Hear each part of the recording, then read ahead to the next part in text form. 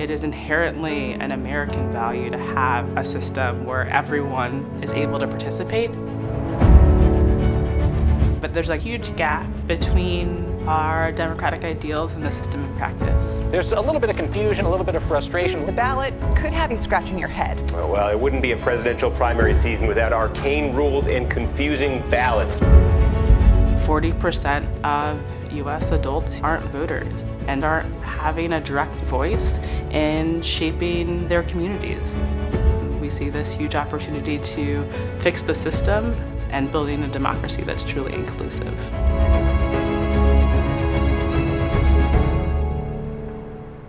The US voting experience is overly complicated. We have myriad different rules depending on where you live that are really difficult to understand, and it can be really challenging to find the information that you need about the folks on your ballot, where to go to vote, easily online in the places where people are looking for it. So our work is really focused on getting all of that information to folks ahead of time and making sure the process is something that is easy and that is seamless. We have a civic data team that is working to connect people with the answers to the most pressing civic questions that people have. We aggregate big data sets that answer questions like what's on my ballot and who are my elected officials, and we standardize that for the whole country. We've been able to work with Google and with Facebook, and each of these companies build their own civic engagement tools on top of our ballot data that allow their users to really easily put in their address and find out information about the candidates and referenda that they'll find when they get to the polls. There is so much inaccurate information out there about elections. In this election cycle, the situation has gotten a whole lot more complicated. 1 in 5 voters lives in a state that requires photo ID to vote, but don't know it. So we really see our role as providing that ground source of truth so that the information that are being surfaced to people is accurate and doesn't misinform them. We've seen tremendous demand for this work. In 2016 alone, we had nearly 200 million hits on our ballot information project data. Okay, hold your right hand up, please. We also are working directly with local election departments across the country so that every election department has the skills to run secure, trustworthy, inclusive elections. How new is the voting equipment that you're using now? We got it in the end of 2015 for the 2016 election. Our program is about professional development for election officials, connecting them with each other for networking opportunities to share stories and best practices, providing them with free resources to promote civic engagement and make voting easier in their communities, and training courses.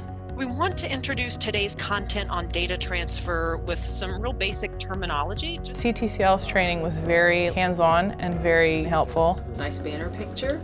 Very good. And then like pinning our website. Yes. We learned that from you. Yes. They provided us with the way to get information out so that it's clear and easy for people to understand, and it's attention-getting. Do they cast a regular ballot that day or do they cast a provisional ballot? It depends. So same question, like you're saying, if they have... Since our training, they're always available. They're like a catalyst. If there's an election office that's trying to figure something out, they most likely have the answer. They help fill in some of the cracks that the election offices are missing and aren't sure where to look for them. U.S. security officials are warning lawmakers about potential security risks ahead of this year's midterm elections. They can learn skills that meet the most pressing needs of the field today. One of the most exciting ones right now is the work that we're doing around cybersecurity. A local elections office does not have the type of cyber chops to be able to defend itself, and that's why the efforts that have been done in the last 2 years have been so critical.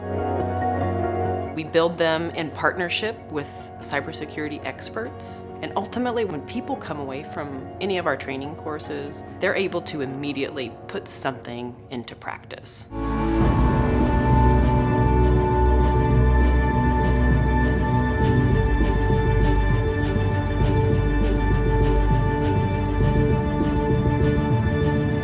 It's our hope that by doing the work we do, people feel confident in not just their elections, but democracy as a whole.